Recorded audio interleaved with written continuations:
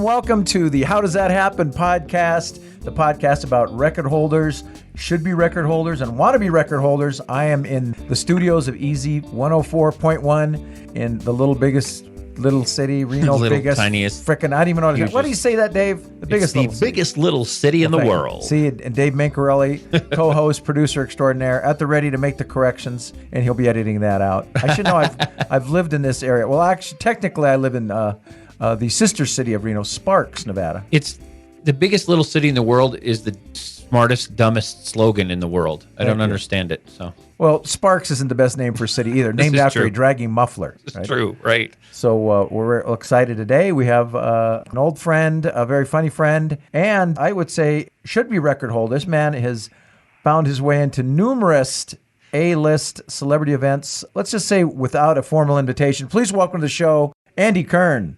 Hi, everybody. How are you? Hey, Andy. Also known as Andy. How do you answer your phone, Andy? I answered any way I want to. We called Andy earlier, and I loved it. He picks up the phone. He goes, "Comedy Machine." I was like, guy is my fucking hero right now. That is a brand. I love this Who's guy. Gonna forget Comedy I Machine? love it. Yeah, I've never met him. I've certainly heard about you from Mark, but I was like, when you answer, that's baller, man. Yeah, that's the way to answer your phone. And he has a good, easy name to remember, Andy Kern. Not hard to, I love Any Comedy relation to the Machine. Kern jelly magnet A family? lot of people asking that. I'm a co-owner of that. Okay, that's how you've been financing this charade all these years. Okay. In my dreams. Yeah. In my dreams, I am. You marry a Kern Smucker union, you'll be set. No, I'm not, but it does help. The Kern name helps. I was going about 100 in Bakersfield once, and I sent them a letter to Kern County, and they let me off. Oh, see, this is why we have this man on the show. This guy, he's got this mind that just works in these very creative ways. When most of us would be deer in the headlights, Andy Kern moves forward. That's right. So, Andy, I like to start the show out instead of just reading some set bio. Andy Kern is blah, blah, blah, blah. Just give us as quick or as long as you want to do Andy Kern bio rundown on Andy Kern. I'm just a nice guy, all-around nice guy. Love animals. I like bird watching. I like whale watching. I like to help old ladies across the street. And I like to have a lot of fun. That's pretty much it. He sounds like a former Boy Scout. No, listen, I've known Andy just on the phone for about 7 minutes now, and I think I might be all full on in love with him already, because how many guys, when we do this, tell us about yourself, and then it's like, yeah, he's not like, well, I started 45 minutes of like, well, I did. And he's like, yeah, I like to help old ladies across the street. We'll leave those guests unnamed, but we know exactly. We know who they are, Bob Zaney. No, I'm kidding. But like, Andy's to the point. He answers the phone, Comedy Machine. You go, what's your deal? Like, he goes, I like whales and birds, and I like to help old ladies. Would you consider yourself a man of brevity, Andy? I wouldn't say that, but there's always a time for brevity. Exactly. Tonight is not the night. Start over. No, I'm just kidding. And you've been, Andy, you obviously, not obviously, maybe people don't know, but we, Mark and I peripherally know you through stand-up comedy. You do stand-up comedy, right? That's correct. Well, yeah, he answers the phone, Comedy Machine. He's not selling vacuum cleaners. Sorry, Andy. Dave. It's not comedy. It's just stand-up, and you're not making anybody laugh. But we try to make it stand-up comedy. Yes, we do. And how long you been doing that, Andy? I've been doing it seriously since 2004. Wow. So a late start in the career, or how old were you when you started the stand-up? I started that at about 37 years old. Dude, that's the same age I started. Yeah, I think all of us here started in our mid-30s. I started when I was 33, and yeah, that's a later time than usual to start. We should just start the Midlife Crisis Comedy Podcast. Like, so Andy, what was your impetus? What made you go, I'm funny. I know I'm funny. I'm going to make people laugh professionally. Well, I just, basically, I started out, a little before that, and then I stopped, and I started and stopped, but I wasn't really serious about it. I would just, once in a while, I'd get up there and do a few things. I really didn't have any experience. And then I came to L.A., I was racing sailboats, trying to make the Olympic dream happen in sailing, and then I got into the comedy, and then I'd go to clubs, and I just didn't like the way the clubs operated, so then I started the Comedy Machine. Do your own thing. And we just did things the way we wanted to do it, and, it took us forever to get the first gig, and then after that, the gig started flying. 14 years later, still at it. Well, I got to back up now. I don't know as long as I've known you, I think you mentioned your sailing acumen, but you grew up in Chicago, so I guess you were doing a little lake sailing. It's a little long drive to the Atlantic Ocean from the Chicagoland area every weekend. It's a big lake. They call it the Great Lakes. That's why they wouldn't call it for nothing. It's a big lake. Looks like an ocean. The only problem was it wasn't year round. It was maybe good till from October. We'd end in October, November. We'd probably get started in March or April. So it wasn't really that long. So you wouldn't just go to the ice. You wouldn't go to the ice sailing and just switch over and keep working on your tack. Actually, that's a lot of fun. A lot of people do it. I've never ice sailed in my life. How old were you when you started sailing? I started at 8. Dude, was it a family thing, or did you get into this independent on your own? My dad, I used to, crew for him and get yelled at by him every time. I like we it, went out. yeah. We did pretty well, and we had a lot of fun. He didn't scare you off the boat, though, even though you got yelled at. You still loved it. That's awesome. So the Olympic dream, how did you sail in college? Was there like an official team somewhere beside the Olympics that you were a part of? No, I did not sail in college, actually. I tried my stuff at football and wrestling and became a very frustrated athlete. Okay. So what were you doing for a living at 37 when you go, you know what, screw this, they're not doing comedy right, I'm gonna do it. Fuck the Olympics. Yeah. Screw this job. I'm telling jokes. I started, my brother was working, and my family was into the grain business, like commodities, and I got into on the floor, did some trading on the floor. Wow. Oh, man. Learned a lot. It was interesting. Super stressed down there, right? Yeah, it's stressful. I used to get in a fight about it every day. It was Dude, oh, man.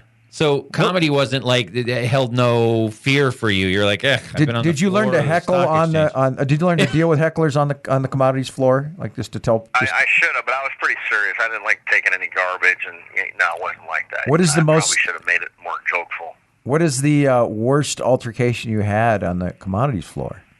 Nothing major. I mean, if you fight somebody, you get in a lot of trouble. I had one guy came after me. We didn't fight on the floor, but people accused me of fighting him on the floor. The guys didn't. I wasn't very popular down there. Like about 7 guys. What's not to love about Andy Kern? So Andy Kern stories get all blown up, right? Yeah. Like the guy challenged you to a fight, and then by the next day, everybody's like, "Yeah." And then Andy had him in a headlock, and he was rolling over. Right? It gets all blown out of proportion. I got in a lot of trouble for that. Then he took out brass knuckles. Some money, and it cost me a fine and some suspension. Right, and then didn't they have cameras back then in the commodities floor? I'd like to get him back now, actually. Maybe he'll show up at a show one day. Andy never wanted to hold a grudge. Knock on their door one day. I know that's probably what, 1990s, circa 80s, 90s, early 2000s. That was in the 90s. Mm-hmm. Even then, though, weren't there some surveillance cameras? No, there was no footage to go to, or were you being set up? No, actually, I wish there was more cameras. I don't think there were. Now you'd have a lawsuit. That would have been a good idea. You would be going after them. They'd owe you money. I learned a lot from it. I learned a lot. I was in the defense mode. I should have gone more into the offensive mode and been able to face my accusers, which they didn't let me do at the time. Of course not, right? They just threw you off the floor because they didn't like you, right? It's a good learning experience. You learn a lot of things. Now, I don't want to get too personal on your finances, but was it pretty lucrative, the commodities? It was good. It was good, I would say. Times were good, right? I mean, economy was good. It was the 90s. It was booming in the late 90s, back in the 20th century.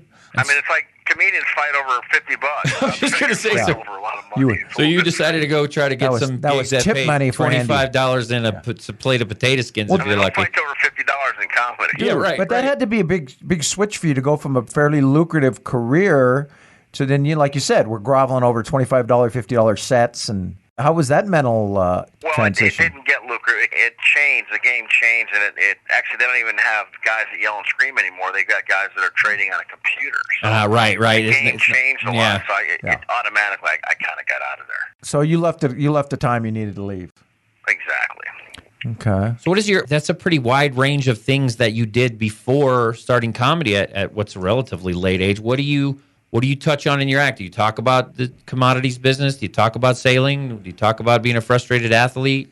Well, I talk a little bit about being a frustrated athlete. I talk about sailing not very often. I'm actually doing a yacht club show Saturday, so I will talk about sailing. Oh, that's cool. But I don't talk about it too much in my act because people really don't know how to relate to it. Sure, right, yeah. But when they know how to relate, they like it. I was on the U.S. sailing team. I went through I had a few combative situations as well. We're starting to see a small theme threading through Andy's There's a pattern here. Professional and sports career. Okay, so listen, you seem like a super down-to-earth guy to me. I imagine when you're on the U.S. sailing team, you're dealing with some nose-in-the-air kind of people that come from money backgrounds, and you seem kind of... Charles, go... Yeah, right.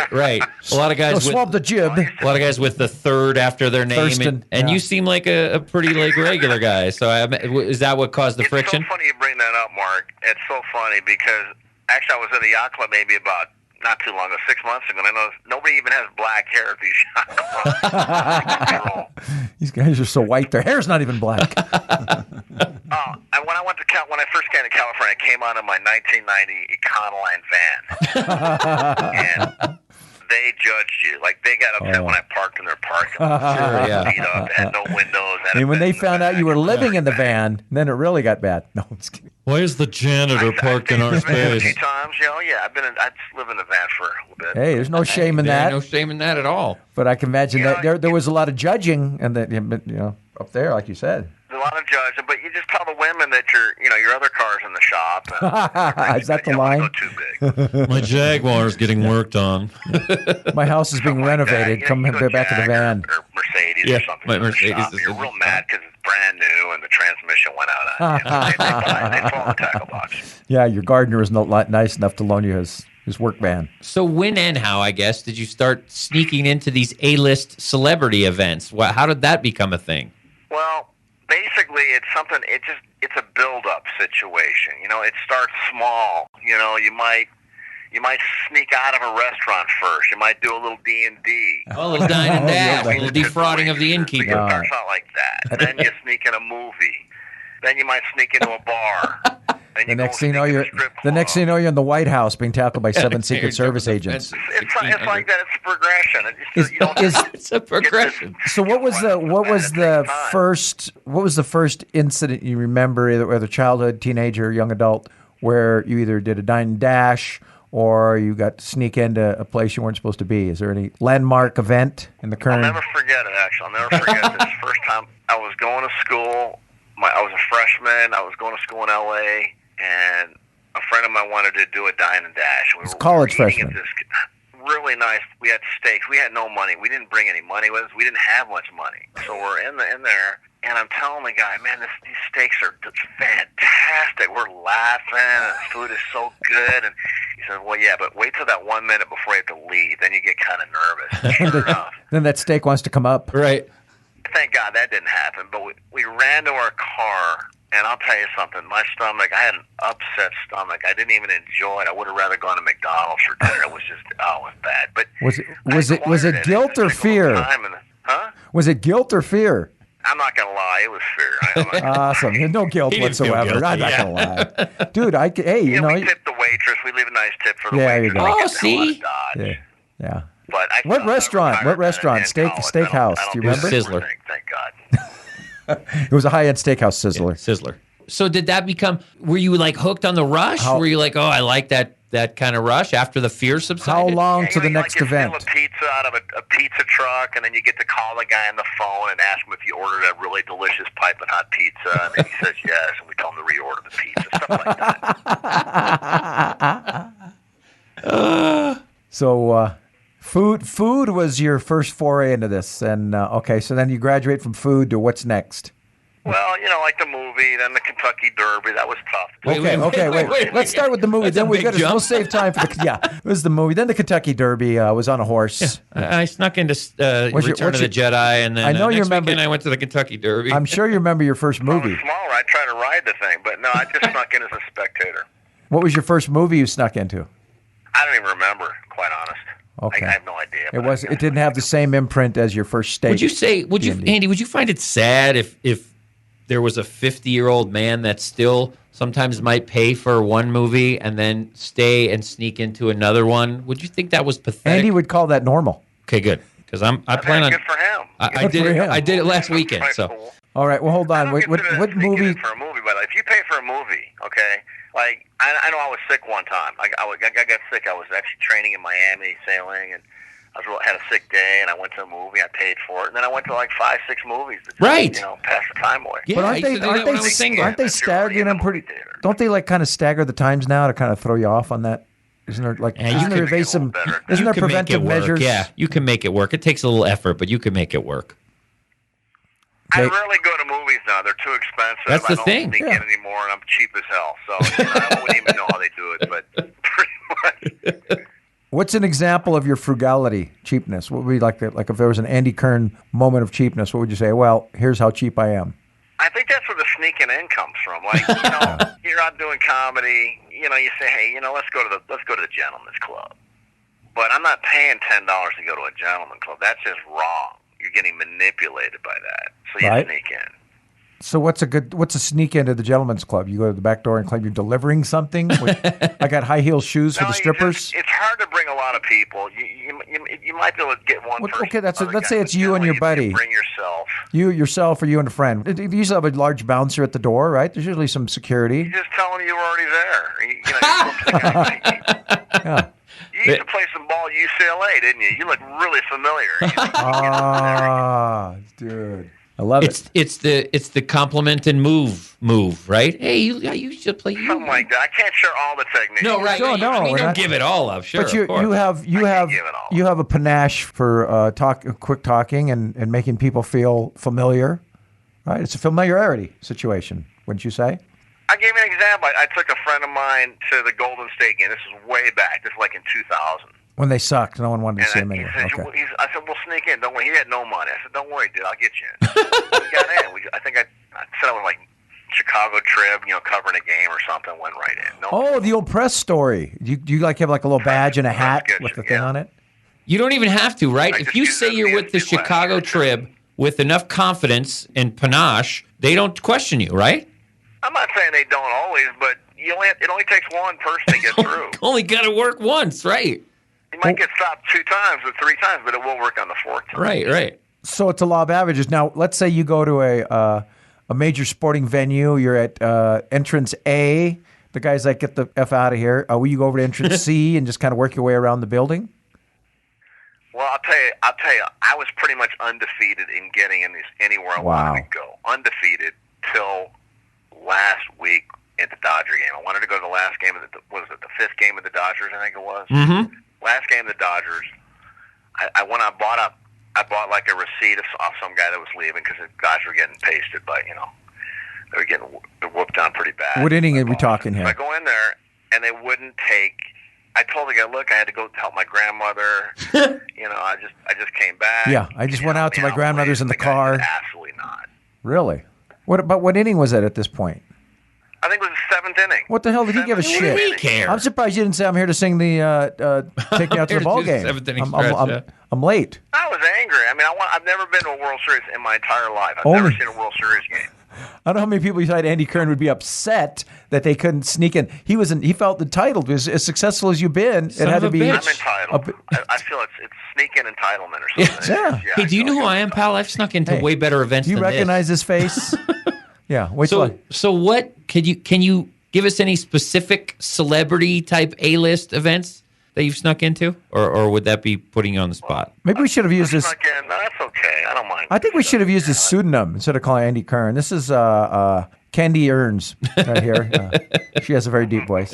All right. So Dave's question: some of your best conquests in the celebrity. I don't know about conquest. I mean, I snuck in the Olympic Games. That was interesting. That's huge. Okay, this is 84? That was amazing. Which Olympic Games? And that was in Atlanta. Okay, now, were you in Atlanta on other business, or you just say, I'm going to Atlanta, I bought a plane ticket. I went down there. I have no... Specifically to sneak in. Actually, what happened was I was actually going for the Olympic trials in sailing in Savannah, Georgia. Well, don't you get like a badge? You can just flash that? I broke down. I had a terrible time. So I went back to Chicago, and then I met a friend in Atlanta that, like 6 months prior, I ended up staying at his house. And I thought it would be a big zoo, but it was really cool. I just rented a car, and I'd go to all these different venues in the Olympics. It was really cool. You park your car for $1 or $2. These people would park your car on their grass, and you just go into the games and you sneak in. Dude, this is the Olympic Games. This is supposed to be the... We've spent more money securing these Olympics. These will be the safest Olympics ever. And Andy Kern's fucking walking in like he's going to McDonald's. Yeah, they had a bombing there, actually. Yeah, I was going to say, that's the one where they had the bomb, right? Andy, okay. Yeah. Do we need to go to that line? It was hard. I mean, it wasn't easy. I'd have to go through a lot of stations to get through, but I got through. And well, what do you mean those stations without a ticket? I mean, it's not only bullshitting one guy, you're bullshitting multiple people. You got to bullshit a tier of people. It's a few gauntlets you have to go through. You just bullshit them and go right through. Boom. So what percentage is confidence versus con? Does that sound like that makes sense? Well, there's always a way. There's always somebody keeping their eye off the prize. People sneaking in, and you just kind of know when to go, and you just don't worry about getting caught, I guess. Were you able to make the opening or closing ceremony? No, I wasn't even trying to go to. Yeah, you have to pick your battles. I pick my spots. Yeah. So you were like Egypt versus Mozambique for 47th place in the volleyball, like that type of thing. Were you getting? That doesn't. Yeah.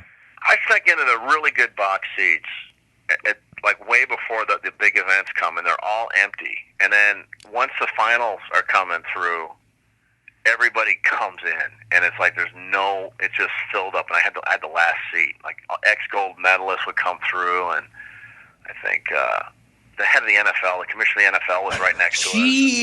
All these people are right there. So you don't just go linger in the shadows. You go right for like a prime location. Oh, yeah. You own the shit. Do you buy some food, like so you look like you belong there? Do you have like a hot dog and a beer?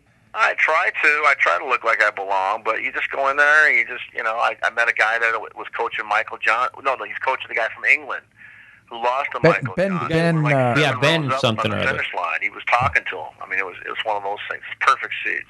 Well, plus you're a sports guy, so you can talk the talk in many different genres of athletics. I'm guessing, right? For sure, definitely. So, what's your favorite challenge, like in getting into an event? What is not getting kicked out, or just the initial entry? I just want to get in. I just want to get in. If I want to go, okay, I'll give you an example. The Dodger game. They charge $60 for poor people to park their cars. Jeez. What? Are you serious? 60? I'm serious. At the World Series, $60. $60. And you have no choice. Chavez Ravine is not walking. $20 for lousy tickets. How did you pay for $80 to go see a lousy World Series? I'd rather go watch the birds or something, or watch. All right, Andy. I'm not. You sit in that Arby's about 4 miles away and just watch people. You. But I'm guessing I don't see you paying $60 for parking. How did that happen? What did you do to get in? I didn't pay. I mean, I'm just saying people pay it. I went and looked for a parking spot. I got a decent spot. It wasn't legal, but it was good enough. And I just put my car. Just a fire hydrant. It's just a police station driveway. But you get your car towed too. I've had my car towed many times. And as a matter of fact, I've stolen my car. I call that sneaking out. I've taken my car out of Long Beach one occasion. Also in Chicago, they towed my car. I just stole my car, took it out of the tow lot. Of the tow lot, and then they call you the next day and they talk about my car missing. And you start crying on the phone. This guy's awesome. But the game's changed. It's a little tougher now. I don't even attempt that because they'll write you up for stealing a car now. You'll be a car thief for taking your own car now. For taking your own car back? How many times? Yeah. You said twice you repoed your own car? Let's see. I think 2 times it might have been 3, but for sure 2. Once in Long Beach and once in Chicago. So you've got your car out of impound without paying. How many parking tickets have you beat or avoided? Like, do you park normally? I don't know if you beat the parking tickets. I think the parking tickets stay with you, but you just take the car back. So do you ever have you ever paid for parking? Yeah, I do. I'd pay for parking. Oh, you will? Okay. I've gotten screwed over. I lost my beautiful, serial killer looking van. What happened? What do you mean you lost it? You couldn't get out of impound? I had parking tickets on a different car that I'd sold, and they just kept that on there, and they just look at your name, and then they just took my van, and my van was worth $100, and the tickets were $2,000, and they got my van. All right. So your favorite sporting event you've gotten in would it be the Olympics, or is there a more? The Olympics, without a doubt. The Olympics is. I would actually I'd pay a couple $100 to buy a ticket to the Olympics. Now that and that's from the cheap. What was the best sporting event you saw at the Olympics? Or your favorite? I love track and field. Watching track was amazing. I saw these great stars running. Michael Johnson. I saw him win the 400 meters. And you were in the box seat. You were down there. Yeah, I was in the box seat. Dude. I saw Ana Fidelia, she burnt herself. Long story, but she came back from this really terrible burns, and she ended up getting a silver medal for Cuba. That was amazing. And I think I remember that. Yeah. Wow. Yeah, people in Cuba saw me cheering for her. They said, "I saw you on TV." Wow. But it was amazing. It was that could have drawn credit. That's a TV credit. Yeah, that probably could have drawn some attention right there. There's one Yankee cheering for this Cuban lady. Definitely. Yeah. Dude. So how much money do you think you've saved in ticket and... That could be a felony. I don't want to talk about that. If you just had to put a price tag on it, how many thousands of dollars worth of events do you think you've attended? I'd say a lot. I don't know. I don't want to even go there, but a lot. I like that. We don't want to push too hard. All right. I will say the ESPYs was quite interesting. I met a lot of cool people. You got into the ESPYs? Yeah, I've snuck in there a lot of times. Oh, so this is multiple.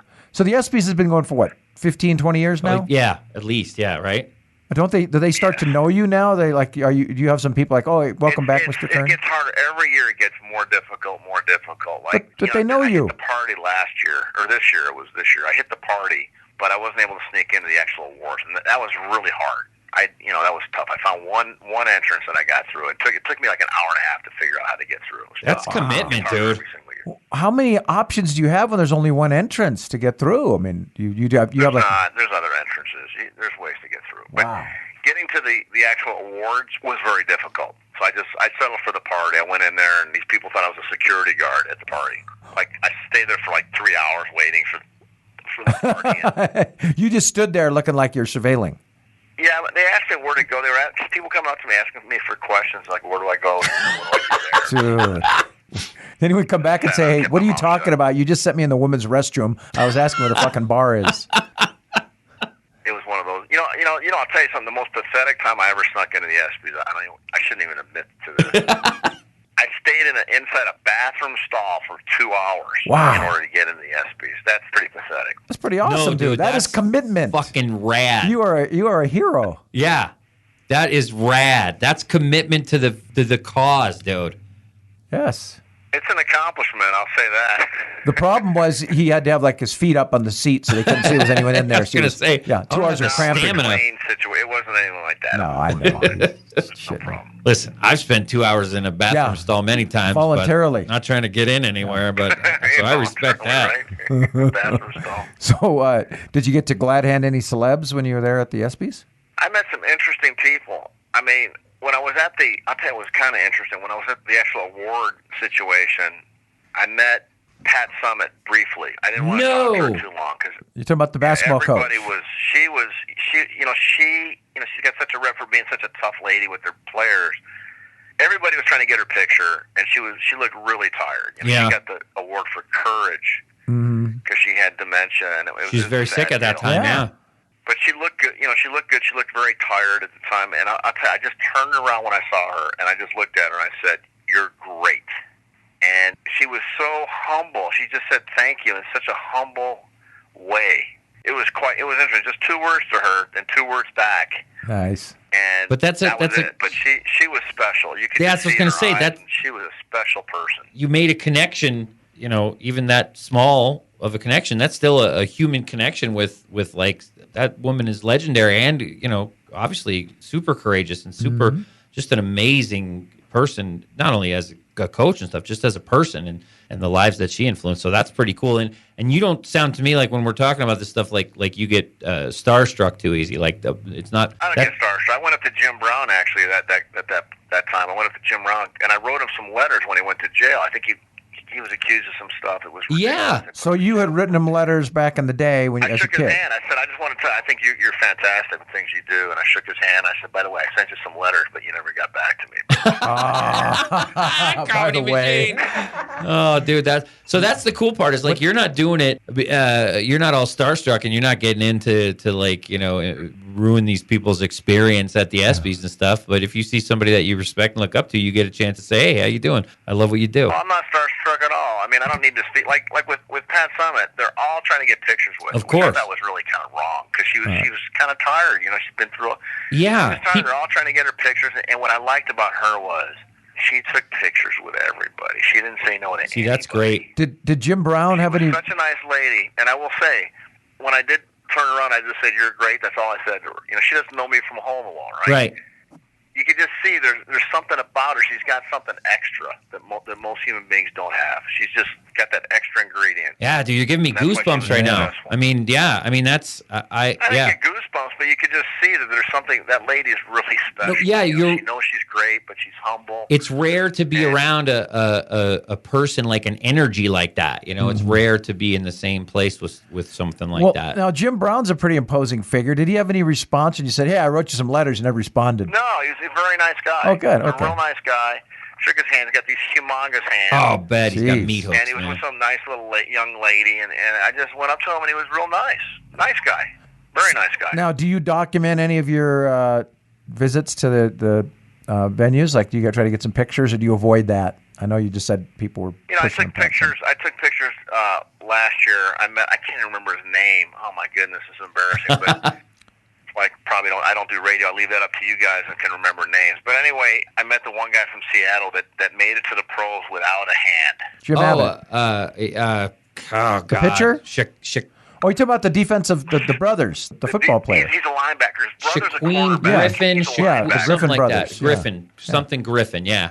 Wow, that's cool. Yeah, Griffin. Yep. Yeah. And you got a chance to say something to him? Shaquille Griffin, I believe his name is. Yeah, that's it. And real nice guy. Really, really good guy. Dude, you know how hard that is? Look at the. It's quite interesting. That I didn't mean to interrupt you. I'm sorry. No, I was going to say, as hard as that, just aside, is how hard that is to make it in the NFL. I remember when the one guy in the New York Giants lost a couple fingers in the fireworks. I said his career's over. Yeah. He said he's going to lose all his grip strength, and he's not going to be able to this and that.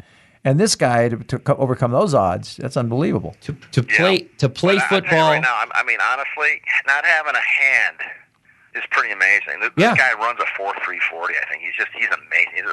And you know what? I kind of made fun of him because he wasn't that big. I go, how tall are you, or something? Like 5'11" or something. I think I was taller than he was. But he was a great guy. He was happy. He knew who he was. He was a very good guy. I hope he goes far. I do too. I've seen him in interviews, and I've read some things about him. And like you said, he just seems like a real down to earth. Another guy with good energy. Yeah, and listen, to even have the wherewithal when you're missing a hand to say I'm gonna try to do this, and to not only attempt it, but to have such great success at it, to make it to the top level of it. That's a pretty amazing accomplishment. All right. Well, you look at Jim Abbott. The correct. First thing Absolutely. That was he had great parents. Yep. He had great parents that didn't treat him any different. And they treated him the same. There you go. That was the whole thing. Yep. So I'm going to tell you guys this. Go ahead. I'm sorry. No, go ahead, please, Andy. I was going to tell you a story that was really interesting for me. I got a lot of Espy stories. I could tell you a lot of Espy stories, but one Espy story was, I had some food. I had a plate. My hands were full. I'm by myself. You can't sneak another friend in the Espys. It's impossible. Oh, okay. I was going to hit you up. Damn, all right, I know that was my question. Yeah. Dave and I were going to do thumb war for it. I see this gentleman, and he offers me, sitting with his wife, he offers me a place to sit. I go, okay, that'd be nice. Sure, thanks. He says to me, I said to him, what brings you here or something? He goes, well, I won an award a couple of years ago. For the Courageous Award. I go, really? I didn't recognize him. I said, really? What's your name? He says, Tommy Smith. I say, I know you. 1968 Olympics? I said to him, 1908. And he says, no, he thought I said 1980. And he said, no, it was 1968. And you gave him his time. I gave him his time. I said, wow. He ran a 1908 200 Oh, meters. duh. Okay. Yeah. Wow, dude. And it was pretty cool. He ran a 19.8 in the 200 meters. And at 20,000 feet. He was a really nice guy. Wow. 19.8. Yeah, How? Great guy. Wow. We actually talked to his wife when he went to the bathroom. I asked his wife about the John Carlos thing because John Carlos said that he didn't try to win against Tommy Smith. And that's been a very sensitive topic. And we ended up talking about it. He talked to me about that. Wow. And it was pretty cool. He was a really nice guy that overcame so many terrible things. Oh, man. He couldn't get jobs. Mm-hmm. Blacklisted. He's real intelligent. I think he's a teacher, and he's just real humble, real nice guy. Here's what I love, dude, is you have gotten so much out of doing these things, like personally, and you don't seem to be like a guy that's like, oh, I'm going to do this, then I'm going to get a picture of me and Tommy Smith, and I'm going to put it on my Facebook, capitalize on it, I'm going to sell an tweet it, and I'm autograph. going to Instagram it. You seem to just be enjoying it for what it is, man. Why would I want to bother the guy with a picture? I'd rather get to know the guy and hear a story or something, what's happened and things like that. I've run into guys, they want to. I remember John Mackey one time was trying to give me things. I'd like to talk to you. I went out and bought him a juice or something. And Johnny Unitas and all these different guys back in the day. And I mean, Tommy Smith was he had a lot of stories, and it's interesting. I mean, these guys they're very interesting people. They're different. They're like they're stars, and they have a different way of going about things, and they're really nice. A lot of these guys are really humble guys. And they're probably appreciative, like you said, of somebody that obviously is not like fawning and like, get a picture, you know, a guy that can quote his freaking time in the race, and he's like probably he's like, oh, this is a different kind of person than they're used to people that want something from them. Business, selfie, autograph. Yep. Well, actually, the picture I took with the Seattle ball player, that was the first time I ever took a picture with any athlete or anything like that. That was the first time. But that was for you. Though, I mean, you didn't take that so you could plaster it all over, make it your profile picture on Facebook, Did you post it on right? Facebook, or is that in the Andy Kern home? I'll tell you a creepy experience that was kind of interesting. This is really interesting. Lolo Brown. Do you guys remember Lolo Brown? Lolo Jones. I'm sorry, Lolo Jones, the lady sprinter, right? Yeah, she was like the best in the world in the hurdles, in the 100 meter hurdles for women, and she was gorgeous, green eyes. Yeah. You know, really beautiful girl. So I sent her a Facebook, and I said, "Hey, how you doing? If you ever get into LA, let me know. I'm a big fan. I'd love to, take you out to dinner or something." It's really creepy as hell. So I'm at the Espys. I'm outside at the party. Who do I see? Lolo Jones. There's about 10 athletes waiting in line to talk. These are multi-million-dollar guys. They're making tons of money. They want to talk to Lolo Jones. And they're waiting. And so I get in the back of the line. I'm going to wait too. Of course. So I'm waiting for like 10, 12 minutes to talk to this girl. I thought she was gorgeous. And I said, look, Andy, enough is enough. This is really getting out of hand. This is more than creepy. I'm getting the hell out of here. Screw it. So I walk inside the party. Who do I see? Lolo Jones all by herself. So now it's my chance to get in front of Lolo, because I did think she was hot as hell. Even a blind squirrel can get another kick one day. You know what I mean? Oh, dude, I'm looking at her right now on the internet, and you're Lolo right. Jones, and I go, you look really familiar. Where have I seen you? And she's got some lady, one of those ladies. They're always, little PA. They're basically her handler, a shoer. Blockers. Can I say? Her chaperone. Not that there was going to be any cock going on, but it was just. There was going to be some blocking though. She said she's on magazines all over. How do you not know who Lolo Jones? I go, are you a surfer? No. You surf? And she looks at me really seriously, and she says, "I'm on the U.S. track team. 100-meter track team, and blah, blah, blah. I've been on the team for 7 years." She's getting all serious on me. So then I said, really, you're track? I said, this is true, but what I was saying, I said, I used to run track, but I quit because the brothers were kicking my ass. And she took that. She took that as she's half black. And she took that as a racial thing, and she said, well, it was nice meeting you. Thank you very much. I'll see you later. And I just lost all respect for her after that. She didn't get the current sense of humor. No, that's right. Well. She didn't get it at all. Yeah.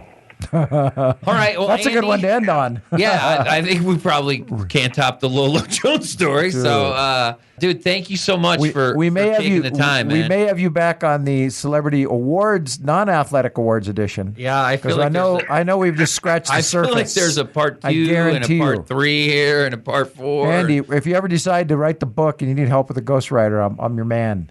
Whatever I can do. I've been told that before. I'm sure I'm not the first. I would definitely buy that. I would buy that. Yeah, I think it's something to consider. Well, guys, it was great chatting with you, and I hope you have a great night, and thanks for having me on your show. Anything you want to plug, by the way? Yeah, anything you want to plug? Comedy-wise, anything like that? Life-wise? Check out the Comedy Machine. Check out Mark Yaffe. Mark Yaffe does a lot of stuff with the Comedy Machine. He's going to be in Wyoming. Is it The Comedy Machine or ComedyMachine.com? How do we... You go to ComedyMachine.com. Yep. Okay. www.ComedyMachine.com if you want any kind of Andy is a hard-working man. He does a lot of shows, not only producing but performing, and Indian casinos, non-Indian casinos. He's all over the place. Well, I'm definitely going to check that out. Ethic. Yeah, I don't even know he has time to sneak into the freaking World Series. Also Laughlin and Mesquite every first Friday of the month. That's right. I haven't done Laughlin in maybe 4 Dave years. and I will be bugging you to come down and go to the Avi. I'm a big Big Mark. That'd be great. Take me. All right. I would love that, well, thanks man. for the time, Andy. So much fun talking to you, dude. Thank you so much for your time. And Nice talking to both of you. I'm going to reach out to you in social media and stuff. I want to stay in touch with you. All right, brother. Thank you. That was Andy Kern. Thank you very much, Andy. That was another fun episode of How Does That Happen? One of my favorites right there. And laughwithmark.com. Laughwithmark.com. Dave Mancarelli, Twitter, Instagram, Facebook, Craigslist. Yeah, be at the laundromat on 7th and Keystone, probably on Saturday afternoon if you want to come say hello. Yeah, come help fold some socks. Yeah, help me fold my fitted sheets. No, I told you Andy was going to be fun. That was great. That was one of my favorites of all time. I don't know how we're going to keep topping these things. No, so, that was we'll a try. tough one. That would be a tough one to ever top. That was All awesome. right. The Lolo Jones story will live for me forever. I'm going to go home and Google Lolo again. Relive the track glory days. Hey, but, it's probably some sort of at least a misdemeanor to Google Lolo Jones.